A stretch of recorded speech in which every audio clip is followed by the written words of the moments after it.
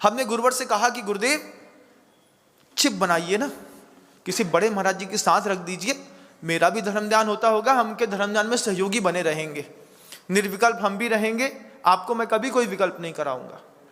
तब आचार्य जी बोलते हैं, चिप बनना सरल है, जवाबदारी संभालना कठिन होता है विनम्र सागर जी। अभी जवाबदारी संभालने का मौका है।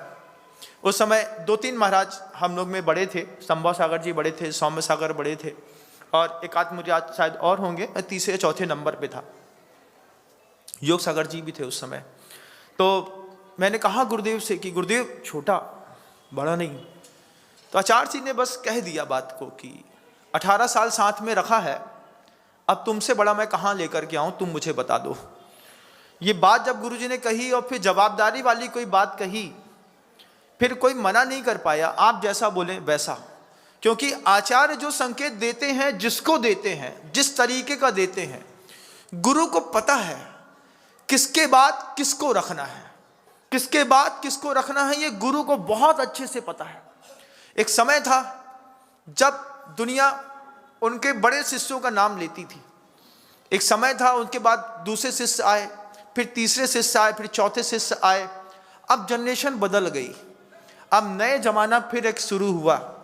गुरुदेव ने हम लोगों को मौका दिया, हमारे बाद भी गुरुदेव को पता है कि विनम्र सागर को रखना है, इसके बाद किसको रखना है ये भी गुरुदेव को पता है। ऐसा नहीं कि हम ही हैं, हमारे बाद भी, हमारे बाद जिन शासन को चलाना है बंधुओं, किसी न किसी का सहारा लेना पड़ता है। आचार्य ऐसे शिष्य को तैयार करते हैं जिनके दिनों में गुरु भक्ति बहुत अच्छे से भरी रहती है।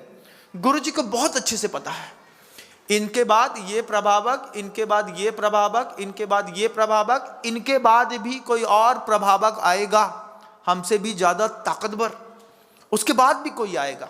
क्योंकि परंपरा 18,000 साल तक अगर लेकर के चलना हो तो आचार्य के हर संकेत को माथे ऊपर रख के स्वीकार करना पड़ता है। जिसको जैसा मौका मिला, किसी को कपड़े पहन करके हथकरघा चलाने का आशीर्वाद दिया, वो भी गुरु भाई है हमारा, शिष्य नहीं, ब्रह्मचारी नहीं, दीक्षित है। हमारी पीछे कमंडल वाली दीक्षा है, उसकी कर्तव्य वाली दीक्षा है, अपने कर्तव्य से बंधा। मैंने यहां आकर के देखा कि ब्रह्मचारी जो हैं करोड़पति घरों के, आकाश को देखा, गौरव को देखा, शशांक को देखा, आशीष को देखा, सब करोड़पति घर के ब्रह्मचारी।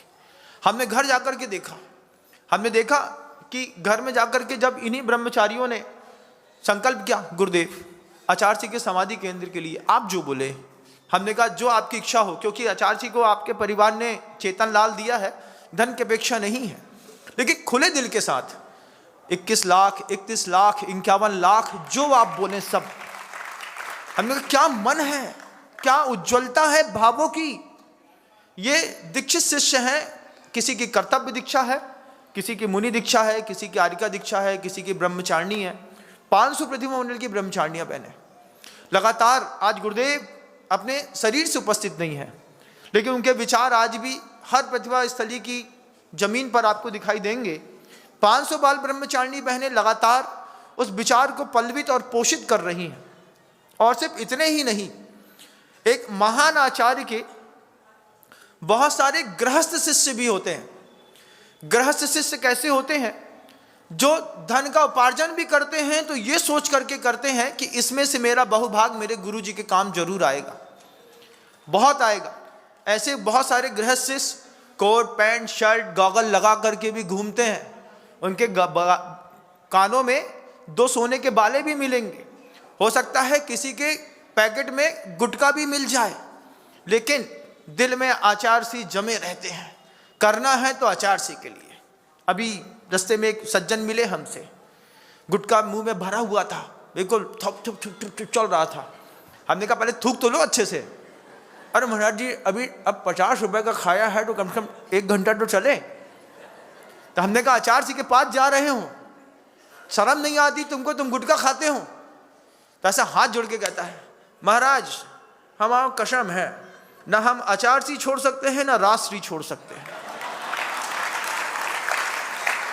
ऐसे भी संसार में लोग, ना हम राष्ट्री छोड़ेंगे ना अचार सी छोड़ेंगे, हम दोनों खाएंगे। हम बाहर निकलेंगे तो गुटखा खाएंगे और अंदर आएंगे तो अचार सी जो बोलेंगे उसमें जान दे देंगे। हम करेंगे जरूर।